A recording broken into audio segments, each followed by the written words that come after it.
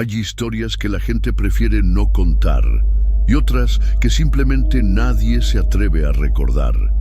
Este es el caso de don Ezequiel, un anciano de 94 años que ha pasado la mayor parte de su vida en un pueblo olvidado de Zacatecas, rodeado de calles empedradas y casas antiguas que parecen resistirse al paso del tiempo.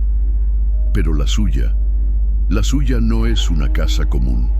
Algo la habita, algo que nunca lo ha dejado en paz. Desde hace décadas, los vecinos han contado rumores sobre la casa de don Ezequiel. Dicen que a veces se escuchan susurros dentro, incluso cuando él no está, que las luces se apagan solas, que la puerta de su patio se abre en medio de la noche y que, en más de una ocasión, se han visto sombras moviéndose detrás de las ventanas. Pero nadie se atreve a preguntarle la verdad, excepto por Matías, un joven periodista que ha oído hablar de estas historias y ha decidido llegar hasta el fondo de ellas. Él no cree en fantasmas ni en maldiciones, o al menos eso es lo que pensaba antes de sentarse frente a don Ezequiel y escuchar de su propia voz lo que ha vivido. Ese día, el anciano lo recibe con una mirada vacía y un leve temblor en las manos. Se le nota cansado, pero no es el cansancio del cuerpo, sino el del alma. Se sienta en su vieja mecedora en el rincón más oscuro de la casa y con un suspiro profundo comienza a hablar de un pasado que, según él, jamás ha muerto. Todo empezó hace más de 70 años. Lo que sigue no es un cuento ni una leyenda urbana. Es un relato que, con cada palabra, se siente más real, más pesado, más perturbador. Porque lo que don Ezequiel está a punto de contarle a Matías no es solo una historia de guerra. Es un testimonio de horror, de almas atrapadas y de un error que lo ha condenado a vivir con los muertos durante toda su existencia. Y lo peor de todo es que aún no ha terminado. Matías apenas parpadea. Algo en la voz de don Ezequiel lo mantiene en vilo, atrapado en un relato que parece más una confesión que una simple historia. El anciano entrelaza sus dedos temblorosos y deja escapar un suspiro largo antes de continuar. Yo no siempre fui este viejo decrépito que tienes enfrente. Hubo un tiempo en que era fuerte, joven, y no creía en los muertos. Su voz se quiebra un instante. Los recuerdos parecen pesarle en los hombros. En 1943, cuando la guerra consumía el mundo, Ezequiel tenía solo 18 años. No fue a luchar, pero fue enviado como asistente médico para trabajar en los hospitales de campaña en Francia. Un joven mexicano en tierras extranjeras, rodeado de soldados cubiertos de sangre y agonía. Gritos de dolor, explosiones a lo lejos, el hedor a carne quemada, escenas que ningún hombre debería presenciar.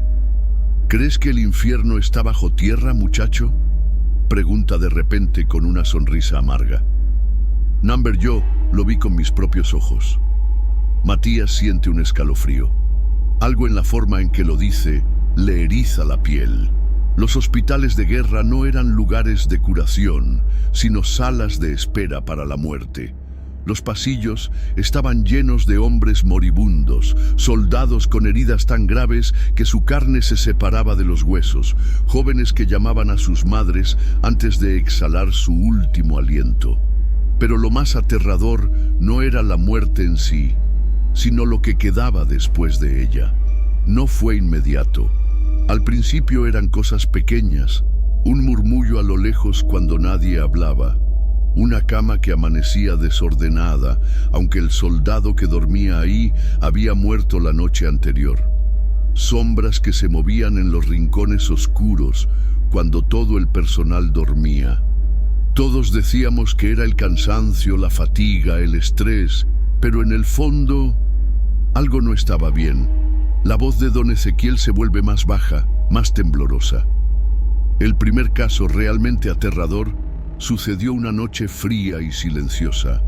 Un soldado muerto apareció en la lista de pacientes al día siguiente, como si aún estuviera vivo.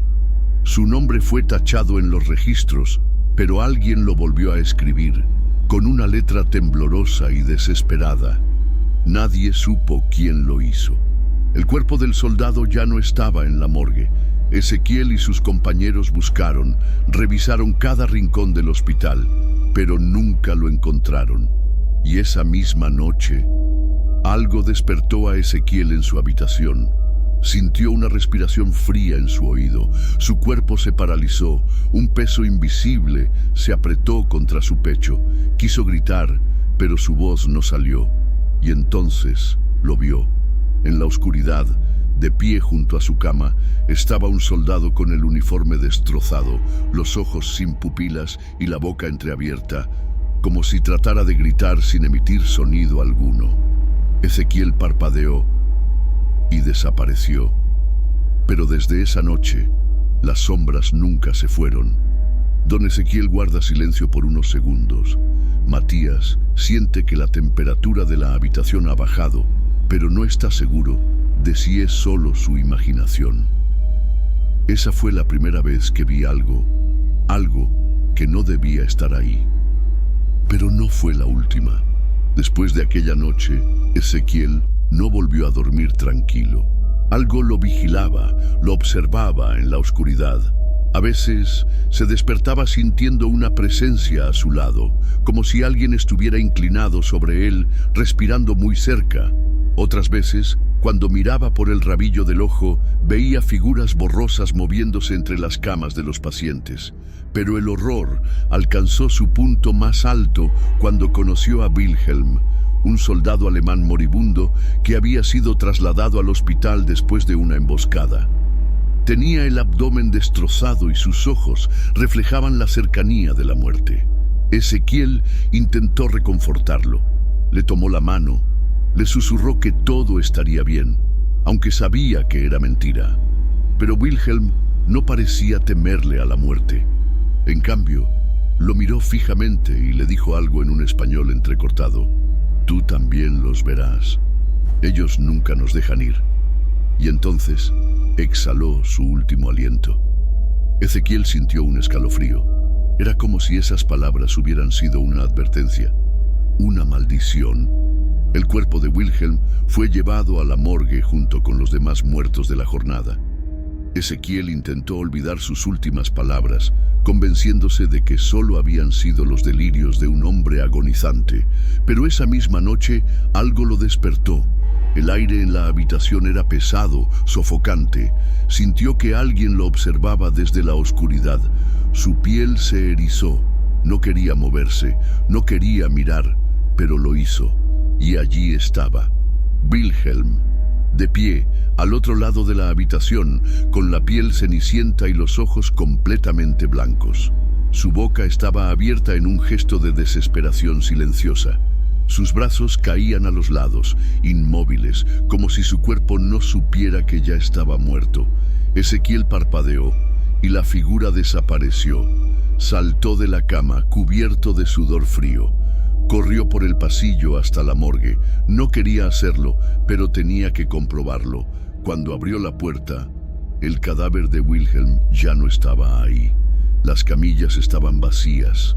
Solo quedaban las sábanas sucias de sangre y las marcas de unos pies descalzos en el suelo polvoriento, como si alguien hubiera caminado fuera de la sala. Ezequiel no estaba loco. Lo que había visto era real. Y esa fue la primera vez que entendió que la muerte no siempre significa el final. Matías traga saliva. Algo en la manera en que don Ezequiel narra su historia lo hace sentir que cada palabra es real. No hay exageraciones ni adornos, solo recuerdos llenos de un miedo que parece haberse arraigado en su piel desde hace más de 70 años. Después de aquella noche, nada volvió a ser igual. El hospital de campaña se había convertido en un lugar donde los vivos y los muertos convivían sin saberlo. Lo que antes eran simples sombras al final del pasillo, ahora eran figuras más definidas. Rostros que se aparecían en los espejos y desaparecían cuando uno se giraba. Algunos compañeros de Ezequiel también comenzaron a notar cosas extrañas. se quejaban de susurros en los dormitorios, de camas que amanecían desordenadas como si alguien hubiera dormido en ellas. Uno de los médicos incluso aseguró haber hablado con un paciente que, horas después, descubrió que había fallecido el día anterior. El problema era que nadie quería aceptar lo que realmente estaba sucediendo. Era más fácil culpar al cansancio, a la paranoia o al trauma de la guerra. Pero Ezequiel sabía la verdad. Él los veía. Y lo peor de todo es que ellos también lo veían a él. Las noches eran las peores. A veces, cuando intentaba dormir, sentía el colchón hundirse como si alguien se acostara a su lado. Otras veces, despertaba con el aliento gélido de alguien en su oído, murmurando palabras en idiomas que no entendía. Pero nada lo preparó para lo que sucedió la noche en que decidió enfrentar su miedo. Cansado de vivir con el terror constante, colocó una lámpara junto a su cama y se sentó a esperar. Si esas cosas realmente estaban ahí, quería verlas con sus propios ojos, y las vio. Primero fue una sombra que se deslizó por la pared, como si la luz no pudiera tocarla. Luego, una figura más alta salió lentamente del rincón más oscuro de la habitación. No tenía rostro, no tenía ojos, pero él sabía que lo estaba mirando. El aire se volvió denso. Ezequiel sintió que algo invisible le apretaba el pecho, dejándolo sin aliento. Intentó moverse, gritar, pero su cuerpo no respondió. La figura avanzó. Cada paso era un eco hueco en la habitación, y cuando estuvo justo frente a él, la lámpara se apagó.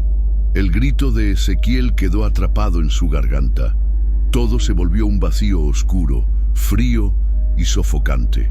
La sensación de unas manos tocando su cuello lo paralizó, y entonces despertó. Pero la lámpara seguía apagada, y la puerta de la habitación estaba abierta, aunque él la había cerrado con llave. No estaba soñando. Algo estaba jugando con él, algo que se alimentaba de su miedo. Haz clic en el icono de la lámpara amarilla y quédate con nosotros. Juntos descubriremos los misterios más perturbadores y quizás encontremos respuestas que nunca debimos buscar. Matías no se atreve a interrumpir. La historia de don Ezequiel se siente como un abismo sin fondo, y cada palabra lo arrastra más profundo en algo que ya no parece solo un relato, sino una advertencia. ¿Alguna vez has sentido que algo te observa, aunque estés completamente solo? Ezequiel mira fijamente al periodista, como si esperara una respuesta. Matías no dice nada, solo asiente, sintiendo que su estómago se contrae. Yo viví con esa sensación durante semanas, hasta que decidí hacer algo al respecto. El miedo se había convertido en su sombra. Cada noche, la presencia se volvía más fuerte.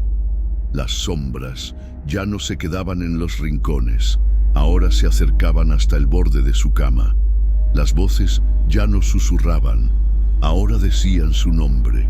Y cada vez que intentaba dormir, sentía un peso sobre su pecho, como si algo invisible intentara arrastrarlo a otro lugar.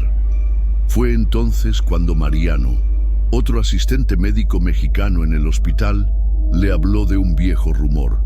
Dicen que este hospital fue construido sobre un antiguo campo de batalla, que las almas de los muertos quedaron atrapadas aquí y que hay una forma de ayudarlas a cruzar. Mariano le contó sobre un ritual, algo que, si se hacía bien, podía liberar a los espíritus atrapados en este mundo. Pero si algo salía mal, podría condenarlos a algo mucho peor.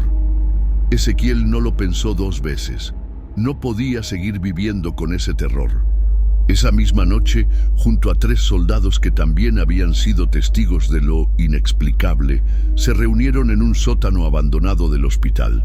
Siguieron las instrucciones de Mariano al pie de la letra. Encendieron velas, recitaron palabras en un idioma que no entendían y esperaron. Al principio no pasó nada. El silencio pesaba en el aire y por un momento Ezequiel pensó que todo era una tontería, pero entonces las velas se apagaron solas. El suelo comenzó a vibrar como si algo bajo tierra quisiera salir, y antes de que pudieran reaccionar, un grito desgarrador llenó el sótano, un sonido que no venía de ninguno de ellos. Las paredes comenzaron a crujir. El aire se volvió espeso, denso, como si la habitación se encogiera. Una fuerza invisible derribó las velas y los empujó contra el suelo, y en la penumbra vieron ojos, ojos en las sombras, en el techo, en las paredes, observándolos con una intensidad inhumana. Uno de los soldados comenzó a gritar y corrió hacia la salida, pero antes de llegar a la puerta, algo lo jaló con una fuerza brutal. La puerta se cerró de golpe y entonces todo quedó en silencio. Ezequiel nunca supo qué exactamente habían liberado esa noche, pero desde ese día las sombras nunca volvieron a ser las mismas. Matías siente un escalofrío recorriéndole la espalda. Algo en la mirada de don Ezequiel ha cambiado, como si su mente hubiera regresado a aquel sótano oscuro donde todo salió mal. Desde esa noche, supe que algo nos había seguido. Los días siguientes al ritual fueron insoportables. El hospital ya no se sentía como un refugio, sino como una trampa donde algo esperaba en cada rincón oscuro. Los soldados que participaron en el ritual comenzaron a comportarse de manera extraña. Mariano, el que les contó sobre la ceremonia, desapareció sin dejar rastro. Uno de los médicos lo vio caminando solo en la madrugada, susurrando cosas incomprensibles al aire, con los ojos perdidos en la nada. Nunca lo volvieron a encontrar. Otro de los soldados se quitó la vida 2 noches después. Dejó una nota garabateada con letras torcidas, como si su mano hubiera temblado al escribir. Ellos nos ven. No hay salida. Pero lo peor llegó cuando Ezequiel se dio cuenta de que algo lo seguía a todas partes. Todo empezó con golpes en su puerta en la madrugada. Al principio pensó que eran los otros enfermeros, pero cuando abrió, no había nadie. Luego vinieron los susurros. A veces oía su nombre en voces frías y sin emoción, como si alguien estuviera parado detrás de él, murmurando en su oído. Pero cuando volteaba, solo encontraba la nada, o su propio reflejo en un vidrio oscuro, con una sombra detrás que desaparecía al parpadear. Una noche, mientras lavaba su cara en el baño del hospital, sintió una presión insoportable en su espalda, como si alguien le hubiera puesto una mano helada en la nuca. Se miró en el espejo, y por un segundo, su reflejo no lo imitó. Se quedó helado. Su reflejo seguía mirándolo fijamente, con los ojos completamente oscuros. Y luego, sonrió. Ezequiel gritó y rompió el espejo de un golpe. Tropezó hacia atrás, cayendo al suelo, jadeando, con la mente nublada por el terror. Desde ese día, comprendió que algo lo había marcado. Algo que no pertenecía a este mundo, pero que ahora estaba ligado a él. Cada noche, sentía su presencia más cerca. Cada sombra, cada rincón oscuro parecía esconder ojos invisibles observándolo. Cada sueño, cada pensamiento se llenaba de imágenes que no entendía, como si su propia mente ya no le perteneciera del todo. El ritual no liberó a los espíritus atrapados, los llamó, y ahora ellos lo querían a él. Matías siente un peso en el pecho. No es solo la historia, es la forma en que don Ezequiel la cuenta. Su voz no es la de un hombre que inventa cosas para asustar, sino la de alguien que ha vivido con el miedo pegado a su piel toda su vida. Cuando terminó la guerra, pensé que todo quedaría atrás. Ezequiel fue enviado de regreso a México. Por un momento creyó que el horror había terminado. Había dejado atrás los hospitales, los soldados, el sonido de los gritos y la muerte constante. Creía que estaba a salvo, pero en cuanto puso un pie en su casa, supo que estaba equivocado. La primera noche, mientras desempacaba sus pocas pertenencias, sintió una presencia familiar. No estaba solo. El mismo frío de los pasillos del hospital se arrastró por las paredes de su casa. El mismo susurro casi imperceptible. Las sombras moviéndose por los rincones, como si algo invisible caminara en la penumbra. No había escapado. Ellos vinieron conmigo. Ezequiel intentó ignorarlo, no quería creerlo. Se convenció de que todo estaba en su cabeza. Pero entonces comenzaron los ruidos. Por las noches escuchaba golpes suaves en su ventana, como si alguien arañara el vidrio. La puerta de su habitación se abría sola y, en más de una ocasión, se despertó sintiendo el colchón hundirse a su lado, como si alguien más estuviera acostado allí. Pero la peor señal llegó un mes después. Una tarde, mientras caminaba por el mercado del pueblo, un anciano desconocido se le acercó de la nada. Lo miró con una expresión sombría y le dijo en voz baja: «Tienes algo pegado a ti». Ezequiel se quedó inmóvil. El hombre no lo conocía, pero hablaba con certeza, como si pudiera ver lo que él ya sabía que estaba allí. Antes de que pudiera decir algo, el anciano le entregó un pequeño amuleto y murmuró: «Tal vez no puedas deshacerte de ellos, pero esto podría retrasarlos». Ezequiel tomó el amuleto con manos temblorosas. No sabía si creer en aquel desconocido, pero algo en su instinto le dijo que debía escucharlo. Desde entonces llevó el amuleto colgado al cuello, y aunque las sombras no desaparecieron por completo, las noches fueron un poco más tranquilas. Pero esa paz era solo una ilusión, porque con los años las presencias se volvieron más audaces, y cada vez que cerraba los ojos, sentía que algo lo esperaba en la oscuridad, algo paciente, algo que sabía que tarde o temprano él no podría escapar. Matías se siente inquieto. Todo en esta historia suena demasiado real, demasiado detallado como para ser una simple superstición. Mira a don Ezequiel tratando de encontrar en su rostro alguna señal de mentira, pero solo ve cansancio, resignación y algo más profundo: miedo. Llevo más de 70 años viviendo con ellos, y te aseguro que nunca me han dejado solo. Los años pasaron. Ezequiel intentó tener una vida normal, casarse, trabajar, envejecer como cualquier otro hombre, pero la sombra de su pasado siempre lo seguía de cerca.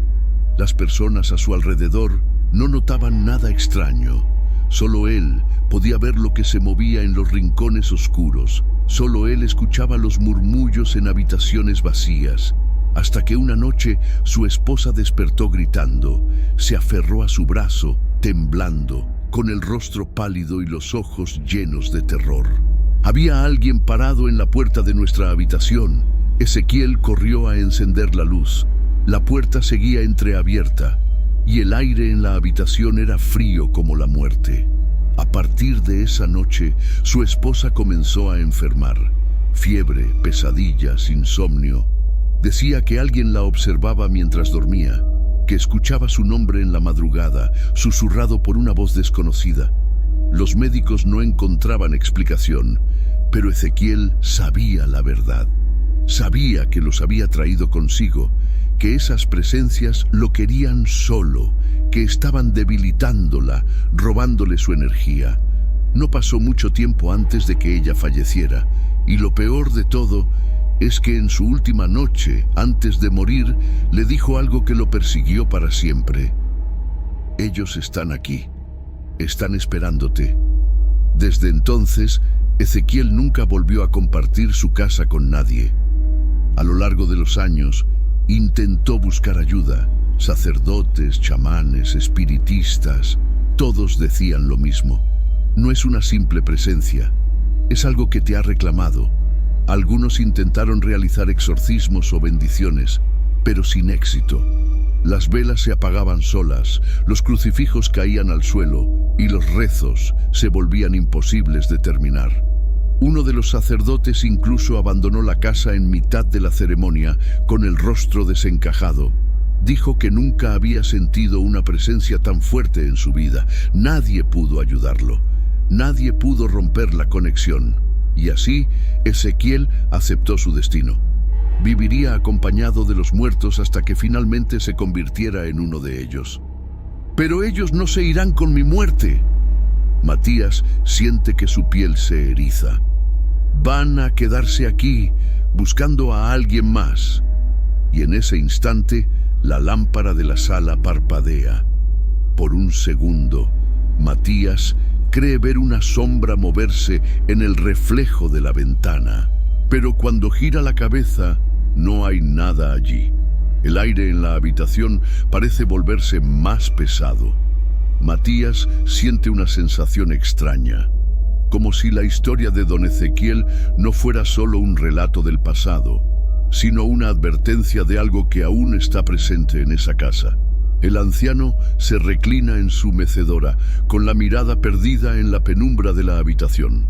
He tratado de ignorarlos, de vivir mi vida como si ellos no estuvieran aquí, pero ellos son pacientes y saben que mi tiempo se está acabando.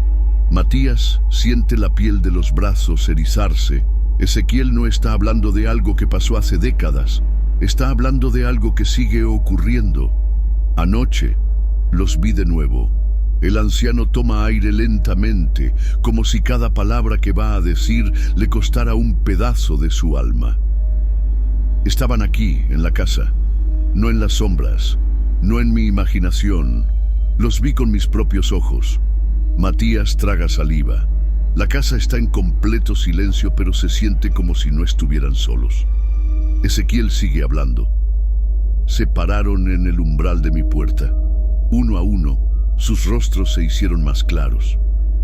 Wilhelm estaba ahí, el soldado que murió en mis brazos. Mariano, mi amigo, el que desapareció después del ritual. Los otros soldados, todos los que fueron marcados aquella noche en el sótano. Su voz se quiebra por un instante, como si al decir sus nombres los trajera aún más cerca. No me dijeron nada. No intentaron tocarme, solo me miraban como si esperaran. Ezequiel sabe lo que significan esas miradas, saben que su tiempo ha llegado. Matías siente un impulso irracional de levantarse y salir corriendo, pero algo en el ambiente lo mantiene pegado a su asiento. Don Ezequiel levanta la mirada y lo observa con una intensidad que lo paraliza. Muchacho, quiero que hagas algo por mí. Matías no responde. No puede. Quiero que documentes todo, que cuentes mi historia, pero sobre todo, que adviertas a otros. Si alguna vez ves una sombra en tu casa, si alguna vez escuchas un susurro en la noche, nunca respondas. Nunca intentes comunicarte con ellos, porque si lo haces, jamás te dejarán en paz. Matías siente un escalofrío profundo. La lámpara de la sala parpadea una vez más, y entonces algo se cae en la otra habitación. Un sonido seco, fuerte, como si algo hubiera chocado contra el suelo. Por un segundo Matías se congela, y cuando gira lentamente la cabeza hacia la puerta del pasillo, ve una sombra moverse. Matías contiene la respiración. El sonido que proviene de la otra habitación es inconfundible. Algo cayó al suelo o alguien está allí. Don Ezequiel no se inmuta. Permanece en su mecedora, mirando hacia la nada, como si ya supiera lo que está ocurriendo. El periodista siente que el miedo le oprime el pecho, pero su instinto le dice que no debe moverse. No debe hablar. No debe preguntar. Un paso. Algo se arrastra lentamente por el pasillo. La sombra oscura se detiene justo en la entrada de la sala. Matías no quiere mirar, pero algo más fuerte que su propia voluntad lo obliga a hacerlo. Y entonces la ve, alta, delgada, deforme. No tiene ojos, pero Matías siente su mirada perforándolo. No tiene boca, pero escucha su respiración pesada, ronca, llena de un hambre indescriptible. El aire se vuelve helado, su piel se eriza hasta doler. Quiere correr, pero sus piernas no responden. No te muevas. La voz de don Ezequiel es apenas un susurro, pero resuena como una orden inquebrantable. No la mires, no le hables, Matías siente que el tiempo se detiene, el silencio es insoportable, y entonces la sombra da un paso más hacia ellos. La lámpara parpadea violentamente. Ezequiel exhala un suspiro largo y cansado. Ya es hora. Matías se gira bruscamente hacia él. Don Ezequiel no lo está mirando, sigue con la vista fija en la sombra, como si la reconociera. Y entonces sonríe con resignación. Sabía que vendrían por mí.